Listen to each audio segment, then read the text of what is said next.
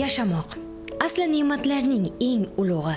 O'tayotgan umrni bezamoq, yaxshiliklar ila to'ldirmoq ham saodat. Inson hayotining davomchisi farzand. Uni elga nafi tegadigan qilib voyaga yetkazish ikki dunyo hurmatini beradi insonga. Komiljon hamda Xadicha xonlarning oilasida 7-chi bo'lib dunyoga kelgan O'g'ilxon ana shunday farzandlardan bo'ldi.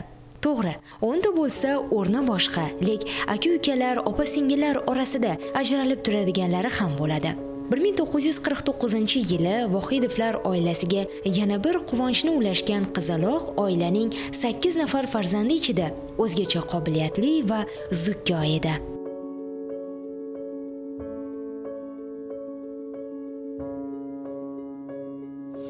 Bolaligimni o'ylasam, juda begubal oilada tug'ilganman. Ota-onam mehnatkash bo'lgan. Men oilaning 7-farzandi, 6-qiz bo'lganman. Bizning vazifamiz uyni tozalab, maktabga borib o'qib kelish edi. Buvimiz bizni hech ham qattiq gapirmasdi. Uyimizda tovuqlar bo'lsa, haligina tuxumini obed paytida kelgunimizcha bizga narsa tayyorlab qo'yardi. Ertamanda turib, eshiklarni supurib, yig'ishtirib, dadamiz ishga ketsa, yo kelsa kutib olib, dadamiz ko'proq uyda atlas to'qirdi. Dadamiz bilan birga atlas to'qishlarni o'rganardik. Men juda baxtli oilada tug'ilganman. Esingizda bormi, radio 50 yillik radioda ashula aytardi. Ashula aytsa, o'nga tushadigan bo'lsa, dada sizga o'nga tushib beraymi deydi. Ajoyibsan bolam deydi. Shunaqa. Men dadam bilan ko'p inoqadim. Onam bilan ham ko'p inoqadim, lekin dadam qiladigan ishlarni shim kofta kiyib dadam bilan birga qilishib bera olardim. Dadamga o'xshayman.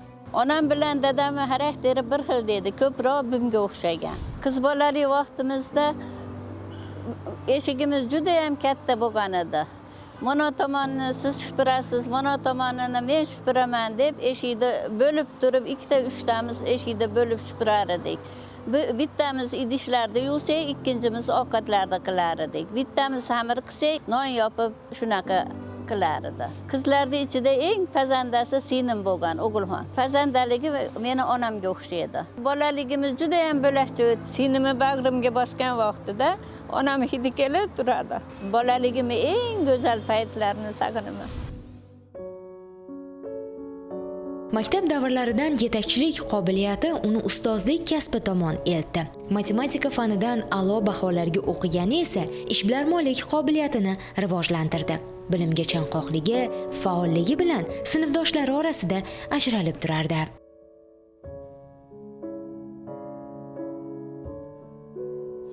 Bizi sinfda O'g'ilxon o'ziga yarasha o'rnak bo'ladigan qizlardan bo'lgan. U qiz sinfkom bo'lgan. Biz o'sha vaqtlarda Alisher Navoiy nomli bog' bor edi. O'shani ichida to'garak bo'lar edi, raqs bo'yicha. Biz o'sha raqslarga ham birga borib, birga qatnashganmiz. U yerda Zohidova degan ayol bizga badiiy rahbar bo'lgan. Bizga o'yinni, o'qishni, she'rni, har xil turli mashqlarni o'rgatar edi. Biz o'shalardan o'rnak olib katta bo'lganmiz.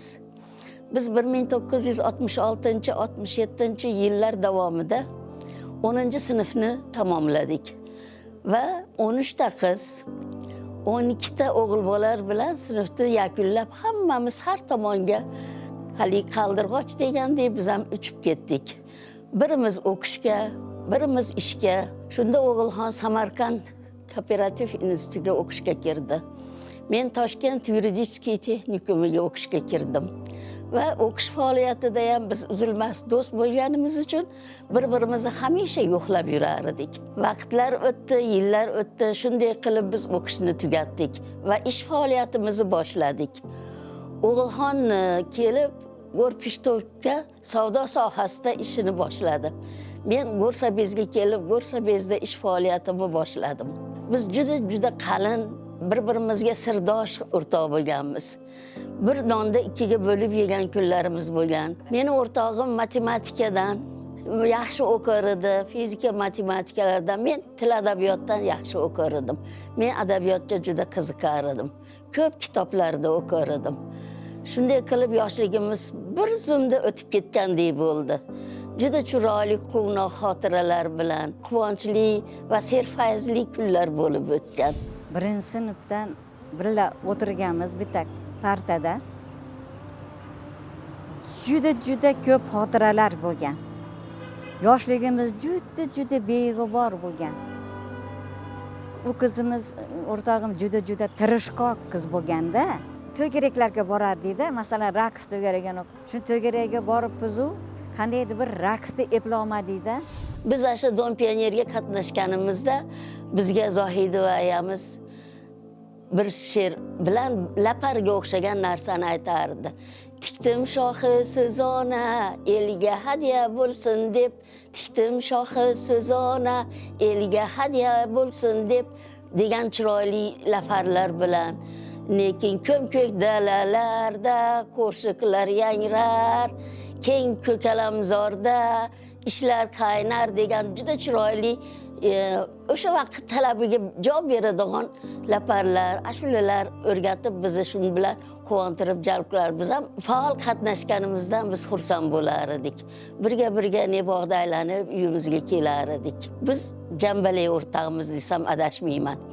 Chunki har doim yaxshi yomon kunlarimizda bir-birimizga asqatamiz. Sirdosh bo'lganmiz, bu sirlarimizni bir-birimizga aytar edik. Hech qachon uzilishmaganmiz shu damga qadar. Ham o'qishda inoq edik, ham yurishda inoq edik. Mana katta bo'lib ham inoq bo'lib, haligi asha mahalladan o'tsam, sinfdoshi eshigi to'g'ri kelsa, ko'rishib o'tib ketaman. Darslardan qochmasdik, lekin a'lochi bo'lgan. Blanka o'ynardi. Ashunda ham hammamiz yutib qo'yardi, bu o'g'lim, o'rtog'im, dugonam. Hammamiz yutib qo'yardi. U matematikadan usta edi.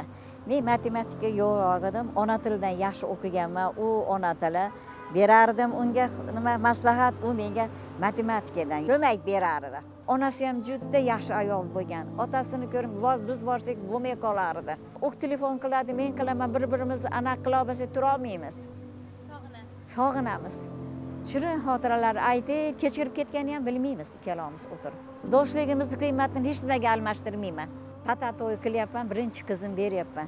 Men hasib, u davrda hasib qo'yib o'pka qo'yilardi-da. Yo'q, shuni eplolmay boshim qotib turibdi.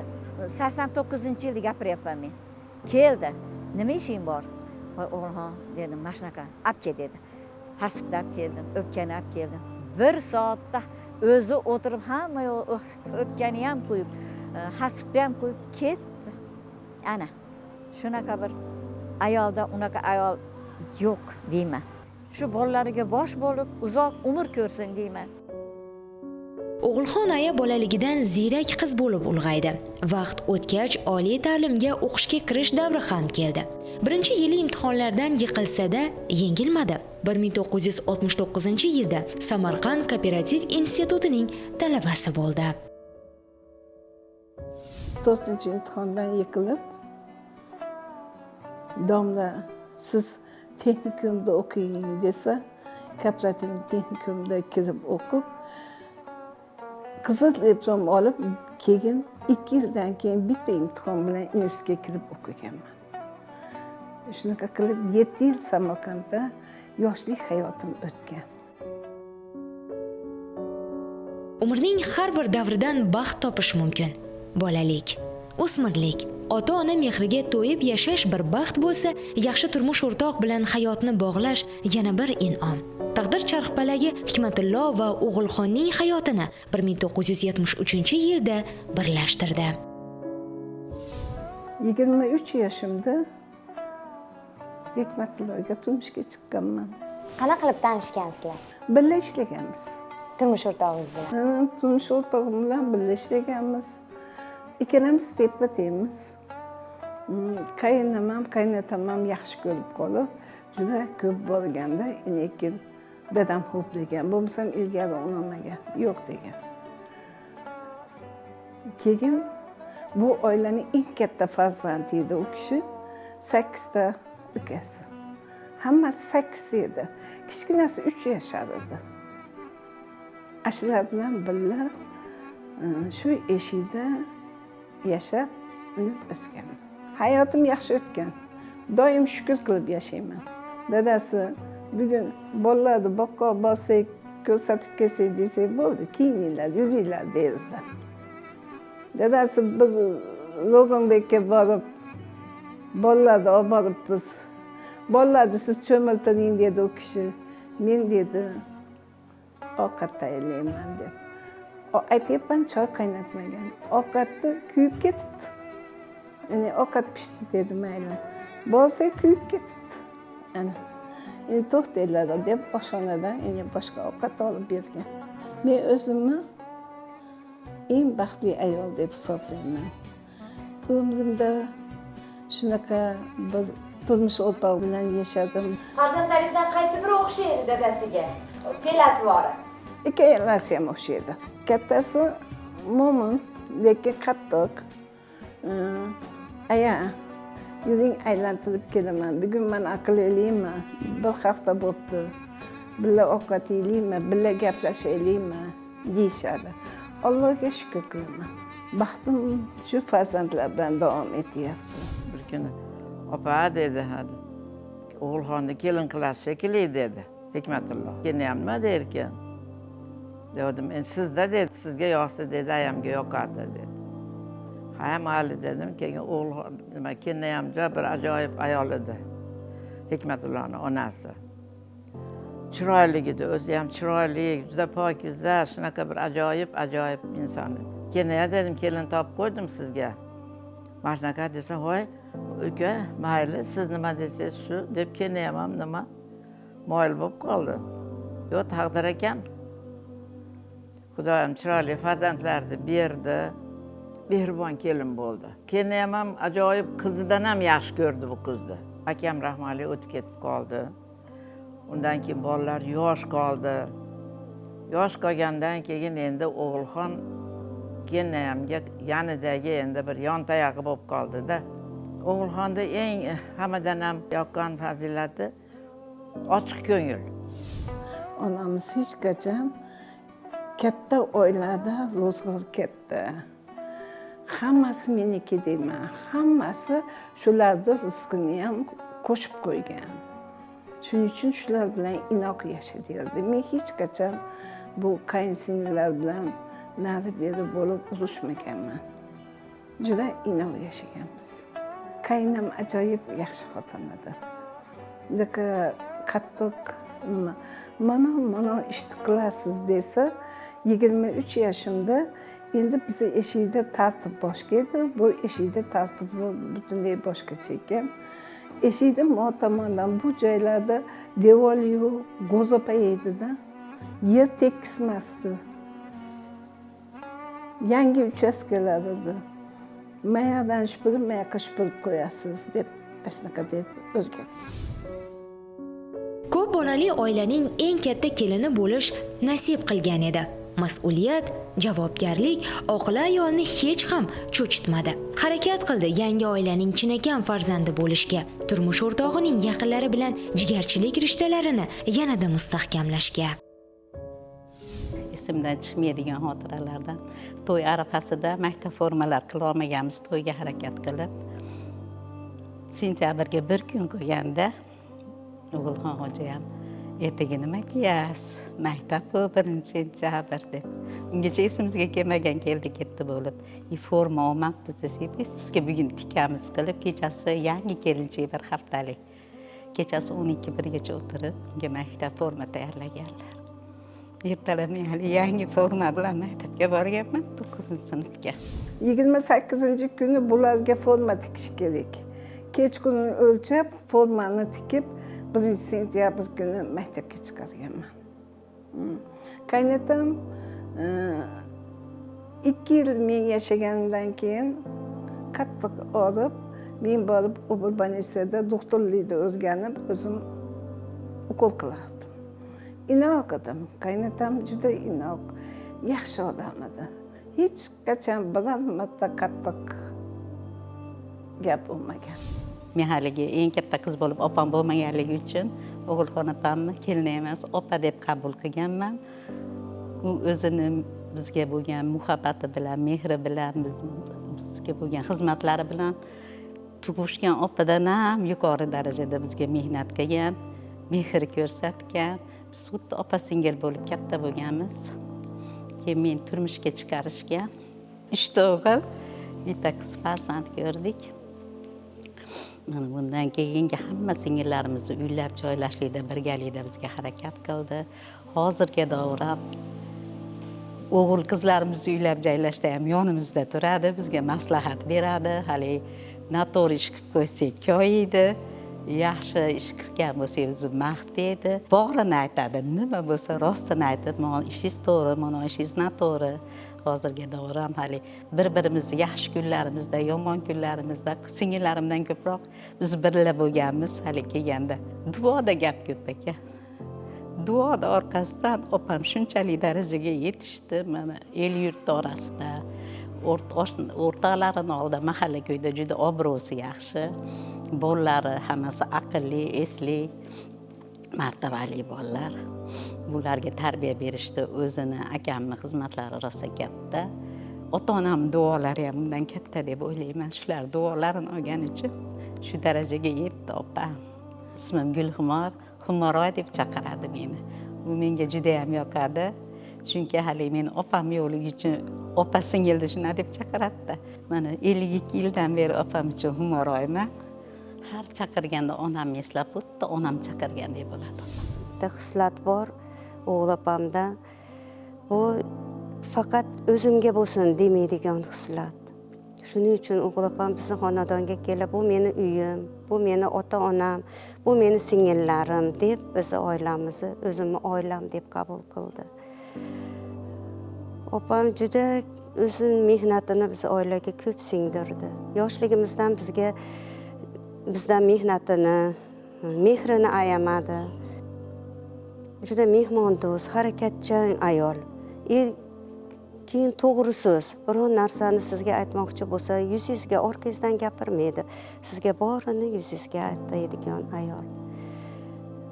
Shu o'zimga bo'lsin demagani orqasidan mana oilasi shunaqa mehribon, shunaqa hammaga suyuklik ayol bo'ldi. O'g'ilxon opam qayni dadamizni, onamizni, qarindosh urug', opa ukalarni hammasini duosini olgan ayol. Oxirgi damlarida o'g'ilxon opam bilan men onamiz yonida bo'ldik. O'zini aytadigan gaplarini, o'zini oxirgi damlarini, oxirgi so'zlarini o'g'ilxon opam bilan baham ko'rdi. Ayol uchun, bir kelin uchun juda katta baxt bu. Uni zaminida qancha mehnat, qancha harakat, qancha jonkuyarlik, juda ko'p mehnat yotadi. Shuni orqasidan hozir e'zozda, hurmatda hamma havas qila oladigan onamizdan keyin o'g'ilxon ona bo'lib biz uchun doim duogo'y. Qaynonasi va qaynootasining katta qiz farzandi bo'lishga erishdi.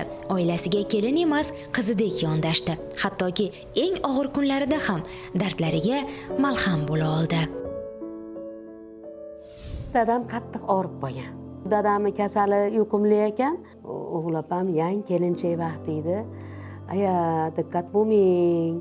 Hamma narsani ilojisi bor, men qilaman ukolni deb shart kirib qilib, hammasini ashi dadam tuzalguncha qarab, ovqatiga ham, nimasiga ham ukollarini qilib, shu narsada qilganda, men rosa ashunda biz xursand bo'lgan, onam ham xursand bo'lgan, biz ham xursand bo'lganmizda. Onam duo qilib xursand bo'lgan edi. Endi bitta turmushga chiqadigan vaqtlarimiz bo'lgan. Men ashlarni yana ko'p eslayman, turmushga chiqadigan vaqtimda. Endi hamma yo'qda qilishni bilar ekanda o'g'ilxon opam. Menga to'shak qovushni o'rgatgan ashunda. Siz menga o'tiring, to'shak qovushni o'rgataman deb. Ashunda hali qilgunimcha qo'llarim teshilib ketgan, qonab ketgan. Nimaga endi bunaqa qilib o'rgatyapti menga, qiynab meni deb ichimda biroz xafa bo'lib, o'zim anaqa qilgan ekanman. Hech qancha o'tmay turmushga chiqdim, shu bo'lib qo'ygan paytdagi narsada bu aniq esimda qolgan. Keyin turmushga chiqsam men qaynasi yo'q joyga tushibman, qaynam yo'q ekan men. Qaynatam kasal yotgan odam ekan. Keyin qaynopalarim keyin ko'rpa to'shaklarni yuvishgan shunda. Yuvganda hammasini qo'yib qo'yganman men ular kelguncha ertasiga. Bitta ikkita qilib, voy kichkina turib hamma yo'lni bilasiz ekansiz deganda ashunda xursand bo'lganman men. Yaxshi ham o'rganib ketman. Hayotimda asqatganda menga shunaqa bo'lgan. Keyin o'g'ilxon opamni bitta yaxshi odatlari bor edi. Ertalabda turib ovqat qilardi-da. Yo laman qilar edi, yo bir shavla qilar edi. Shu odat menga o'tdi keyin. Keyin hech qachon biz Kenneya demaganmiz, opa deganmiz-da. Shunaqa mehrimiz tushib qolgan. Hammamizni qator qilib maktab boshlanadigan paytida hammamizga koftalar tikkan, yubkalar tikkan. Endi hali sharoitimiz o'rtacha edi bizni. Akam bilan o'g'il opam ikkalasi qilishib, onam birgalikda qilardi. Lekin yo'q, aya ko'chadan olmaymiz. Men bilaman tikishni deb rosa xursand bo'lganmiz. Hammamizni razmerimizda tikib maktabga chiqargan shunaqa qilib. Avvalambor olgan tarbiya eng muhim ekanda. Bunda shu olgan kelin yaxshi bo'lish kerak ekan oilada. Mana shu nimani oilani olib ketar ekanda. Ajratmaydigan yaxshi kelin bo'lsa, oila ham ashunda mustahkam bo'lib, yo'tarilib boraverar ekan. Shunaqa hurmat qilamanki, hammaga keng. Hammani o'ylaydi, hali bitta o'zini o'ylamaydi. Mendan xabar ol, palonchidan xabar ol. Shunaqa, shu jihatlarni rosa qadrlayman-da. Hozirgacha ham kichik ko'ngil. Men kelinchak bo'lib chimildida o'tirsam, yuzingizga hali qora saqich bo'lardi-yu, qora saqichni olib kelib hol qilib o'tirardingiz deb hozirgacha eslab shunaqa deydi. Endi dadam rahmatli o'tgandan keyin biz kichkinamiz, uyda ro'zg'or tashvishlari, qozon, boshqa bizni boqish kerak, o'qishdamiz, ishlash kerak. Ular qolganlar hamma o'qishda. O'zim demadi, topgani, tutgani hammasini ro'zg'orga olib keldi. 7 yoshdan boshlab o'sha chors tikishga boshlaganmizda, chors tikardik. Hammamiz o'zimizni tikadiganimiz bo'lardi. Shu paytda chors tikardik, birga o'tirib chorsimizni tikishardi, kelib ishdan kelib bizga qarardi.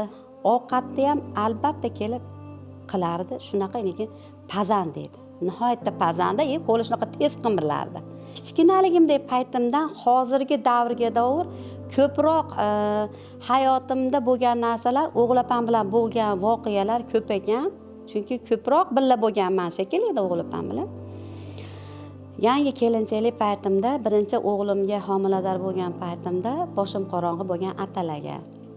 Unda maktabimiz yaqinda, uyimizga kelin bo'lgan xonadonimga ham yaqin, ota eshigiga ham yaqin. Maktabda ishlayman, o'qituvchi bo'lib ishlardim.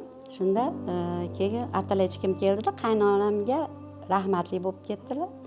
Xijolat bo'ldim aytgani. Keyin xo'jayinimdan so'rab, shunaqa desam bo'pti deb ruxsat berdi. Atalachgani ketyapman. Endi bu bosh qorong'i hamma bola tushunadi. Ketyapman, tezroq borsam, onam menga atalaqa bersa. Shunday kirsam, onam yo'q-da. Nima qilaman deyman, qaytib ketishim kerak ishga. Shunday kirsam, o'g'il opam bilan akam rahmatli choy ichib o'tirishgan ekan. Shunday kirib menga qarashyapti, nimaga kelganman? O'zi yaqinda kelin bo'lib borganman, chaqirishgan. Shunaqa atalay ichkim kelyapti desam, o'g'il opam bitta gapi bor. Minutda derdi. Minutda o'tirib turing, hozir atalaqa beraman deb shunaqa tezlik bilan atalaqa bergan. Atalani ta'mi hozirgacha mana ta'mi esimda turadi. Uyga ketgunimcha yig'lab, duo qilib ketganman ketguncha hozir bo'lib, hozirgacha shu bo'lgan kun, shu oshxonasi qilib bergani hammasi ko'z oldimda turadi. Opa-singildek yashadik birga. Mana vaqtlar o'tibki, endi kattaroq 7-6-sinfga o'tganimizda doim bizga uydagi qilinadigan ishlarni taqsimlab berardi-da. Hamma mana shu oiladagi qizlarning ichida men ko'proq haligi hamma narsani shartdakiroq shunday gapiraman-da, biron bir narsa yoqmaydigan bo'lsa, shuni o'zini asha mahalida aytaman. Shu bizga haligi ko'p ish buyursa, ishimizni taqsimlab o'zi qabul qilib olardi. Lekin haligi endi yosh ekanman, bir ham ko'p ish buyurdi deb hali ichimda biroz g'udiransam, nima deyapsiz Guljamol? Yo'q, ishdima deb yana enekin. Bir ham ko'p ish aytadi deb haligi. Keyinchalik o'ylasam, mana shu bizga buyurgan ishlari, bizni mehnatga solgani, bizni mehnatsevarlikka, tezkorlikka, keyin sabrlilikka o'rgatib borgan ekan hayot davomida. Bu bizga turmushga chiqqanimizda, mana hozir hayot davomida bu bizga juda ham qo'l kelib, mana shu narsalar bizga oddiy, birov bizga qattiqroq gapirsa endi hech qanaqa xafa bo'lmaydigan bo'lib qoldik. Vaqti kelsa hozir oldiga kirganimda halinaqa chiroyli bitta ashnaqasidan haliga eshitgim kelyapti desam, ha qiz bo'lmay qoling deb qo'yadi. Opamning sabrliligini o'zimga shior qilib olganman-da.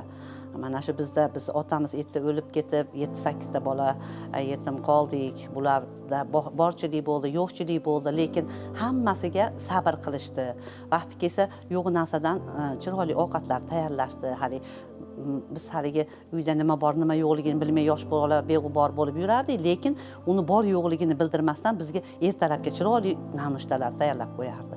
Bu vaqtlarda haligi 7-noyabr katta bayram bo'lardi. Bunga hamma chiroyli yasanib chiqardi. Shu vaqtlarda sinflarimda, dugonalarim o'rtasida qizil chiroyli kofta bilan klyosh shimni kiyish moda bo'lgan. Meni bittan bir orzuim shunaqa qizil kofta bilan shimni kiyish bo'lgan. Lekin uni onamga ayta olmasdim, chunki otam o'lib qo'ygan. Onam anaqa chors tikadi. Bizga hali 7-8 ta bolaga buni yetkiza olmaydi. Kunlardan bir kuni bayram yaqinlashayotganda o'g'ilxon opa, seni Mohigul ikkalamizni chiroyli kiyininglar, yuvinib taranib, bir sizlarni aylantirib kelaman dedi. Keyin ikkamiz yuvinib taranib, chiroyli kiyinsak, bir magazinga olib kirdi. Qay ko'z bilan kerakki, magazinda mana bulardan nima kiyasizlar, nima xohlasanglar olinglar dedi. Men qaragan haligi chiroyli Karman deb yozilgan koftichkasi qizil, klyosh qizlarga. Shu narsa turibdi-da. Buni ham qarab haligi aytsammi, aytmasammi deb turibman. Ichimda ashuni rosa ham xohlayapman olib berishini. Keyin aytinglar qizlar, yo o'zim olib beraymi deganda keyin men mana bu qizil ko'ylak nimani menga olib berasizmi desam, bo'ldi olib beramiz. Mohigul sizga hammi deb. U endi mendan dicha kichikroq, uncha u mayli dedi. Endi xullas ikkalamizga ana shu koftashimni olib berdi. Mendan baxtli odam yo'qda. Haligi o'rtoqlarim bilan bir xil men endi ertaga bayramga uni kiyib chiqaman deb shunaqa xursand bo'ldim. Buni olib kelgandan keyin endi bayramga bir hafta bor-u, har kuni boshimizga taxlab qo'yasdik. Har kuni bir mahalda kiyib ko'rasdik. Ikkalamiz oynaga qarab, haligini kiyib ko'rib, yana kechib qo'yamiz. Uni yaniga yana qo'shimcha tuflichalar ham olib bergan. Bir hafta bayram boshlanguncha shu bizni boshimizda taxlaliq turgan. U meni haligi ushalmagan yoshligimdagi eng beg'ubor orzuim edi-da. Mana vaqtlar kelib, mana u farzandli bo'ldik, turmushga chiqdik, bundan oshcha narsalarda kiyyapmiz. Lekin u vaqtdagi bo'lgan hissiyotlar menda juda ham boshqacha bo'lgan. Shuning uchun mana shunaqa haligi qo'li ochiqligini, samimiyligini, mana shu qiyinchilikka bo'lgan haligi sabrni bu men o'g'ilxon opadan o'rgandim. Endi o'g'ilxon opa deb aytsam, hozir menga bu nimagadir erish tuyulyapti, chunki bizni uyga birinchi kelganda bu opani demak Kenya deb kelgan bo'lsa, lekin biz kelgan kunidanoq o'g'ilxon opa deb murojaat qilishga aylandik. Demak, Kelinoyadan bizga o'g'ilxon opaga aylandi. Vaqtlar o'tibki, mana biz katta bo'ldik, biz ham turmush qurdik, farzandli bo'ldik, nabirali bo'ldik. Mana onamiz o'tib ketdi, endi o'g'ilxon opaga o'g'ilxon aya, ona deb murojaat qiladigan bo'ldik. Demak, endi o'g'ilxon opa darajasidan bizga ona maqomiga o'tdi.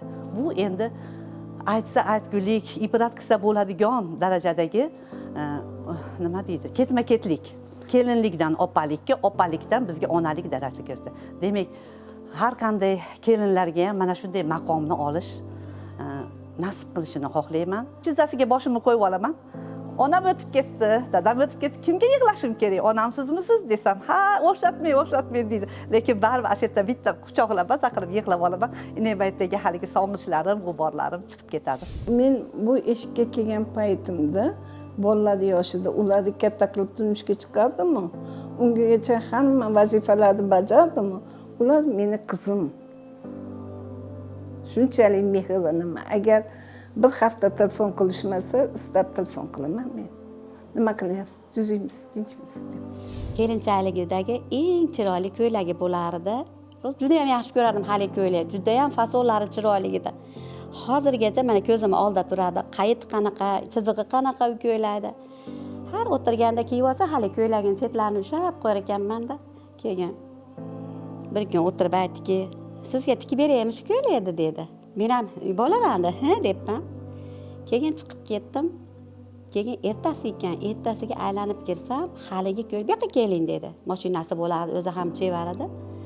"Keling" dedi. Borsam hali ko'ylagini tiktirib kiydirib qo'ydi menga. Haliga shunaqa xursandman, haliga yangi ko'ylakni buzib, kichkina qilib tiktirib qo'ydi.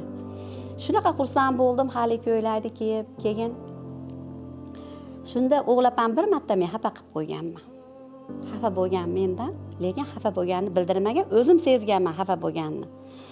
Biz hammamiz bitta yashaydigan bir xona uyimiz bo'lardi, issiq bo'lardi shu uy.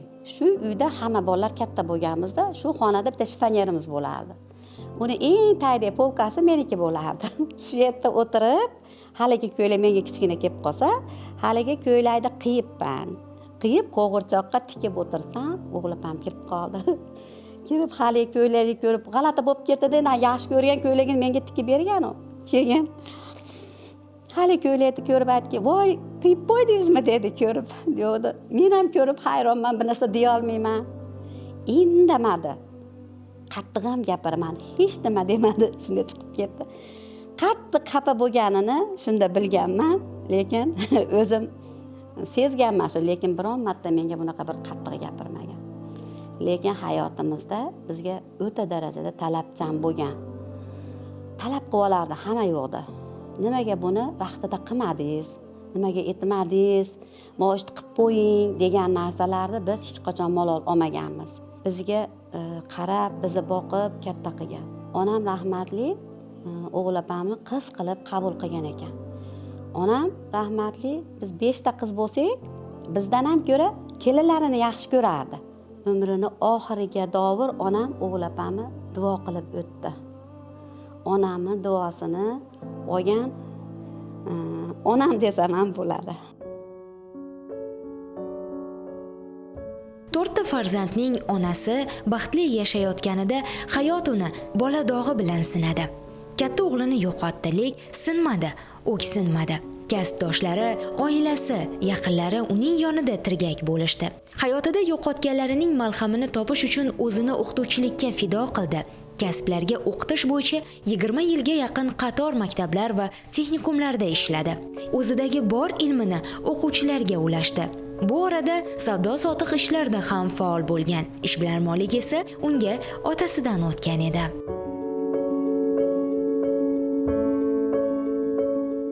Hayot beshafqati sinaydi ozorlari bilan, xursand qiladi shodliklari bilan.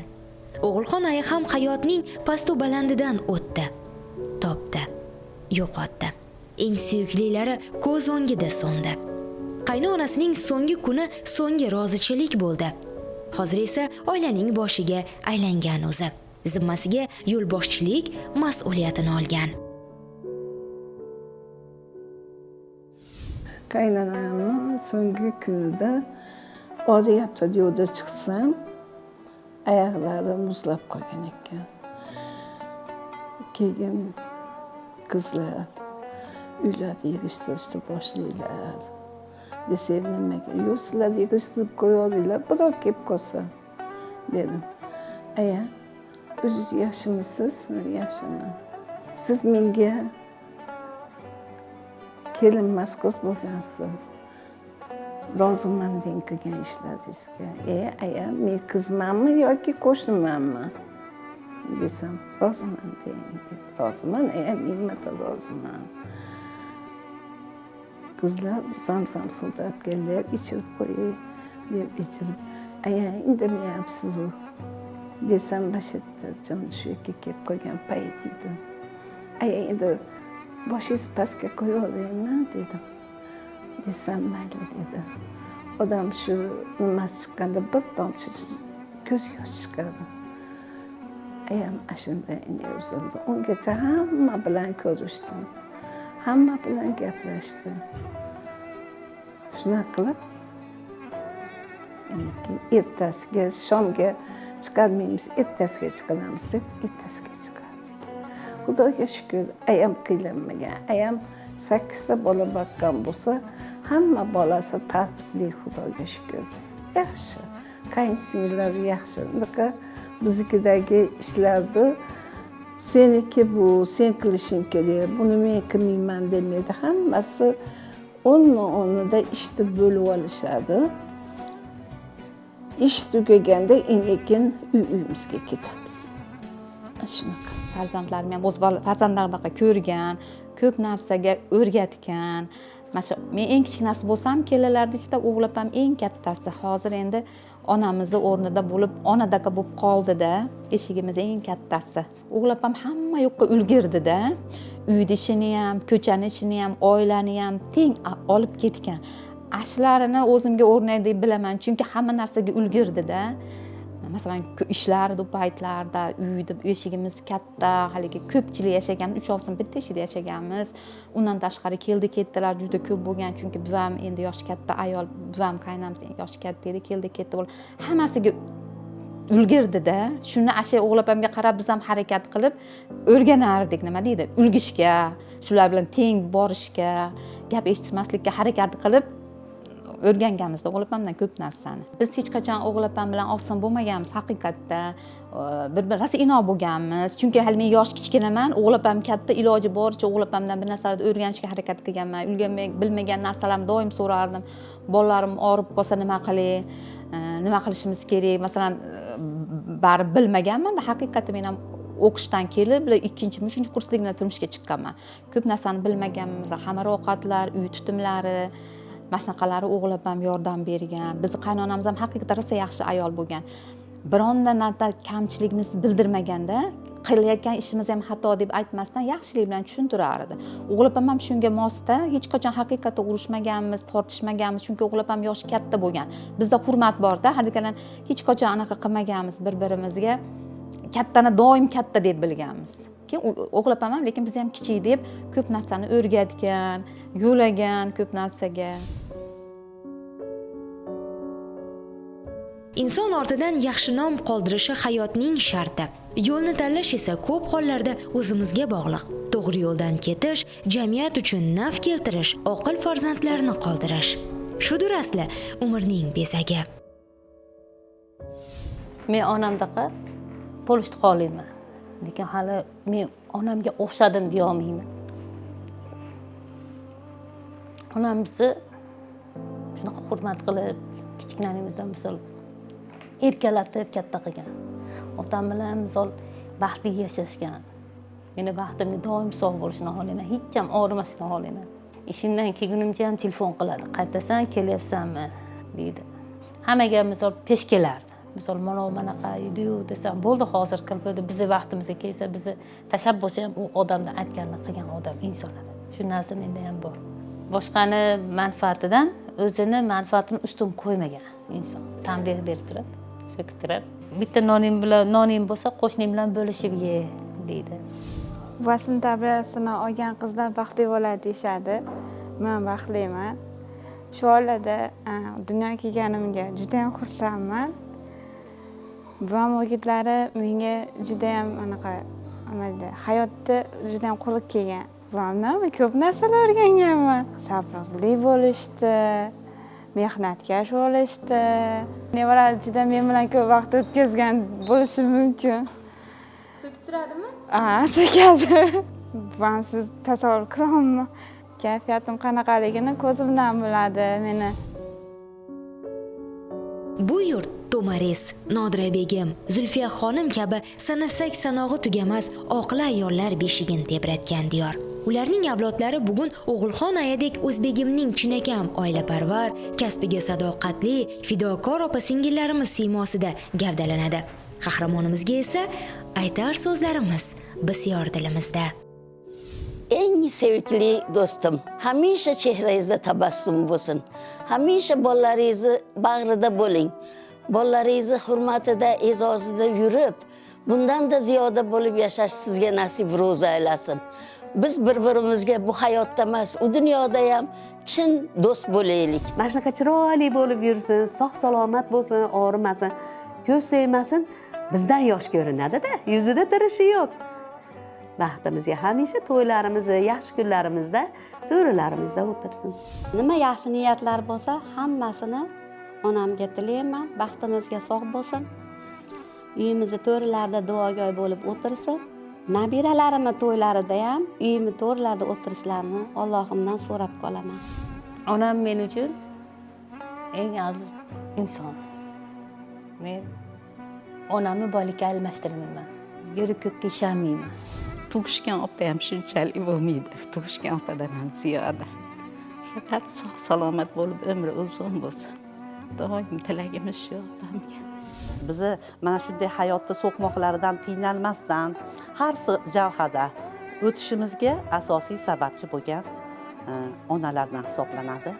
Biz bu onamizni qancha bu ayol haqida chiroyli so'zlarni gapirsak oz. Bu onani tutgan yo'lini biz o'zimizga shior qilib oldik. Hayotimizda mana shu onaga o'xshashlik shiorini o'zimizga qilib oldik. Buvansiz olamni tasavvur qilishim qiyin, to'g'ri.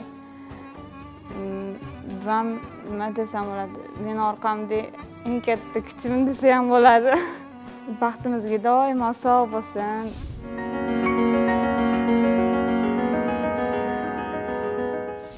Ayol uchun baxt bu bolalarning tinchligi.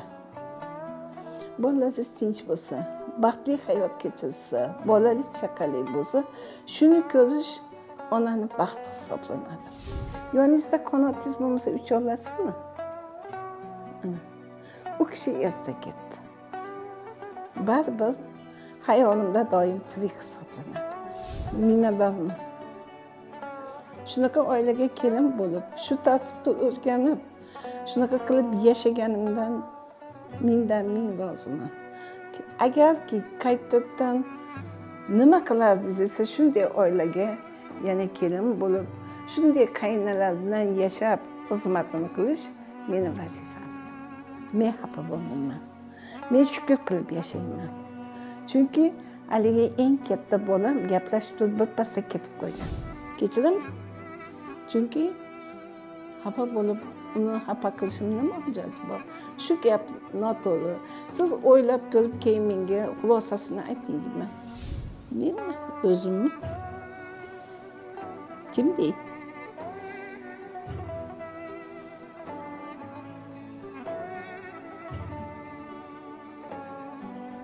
İnsanman.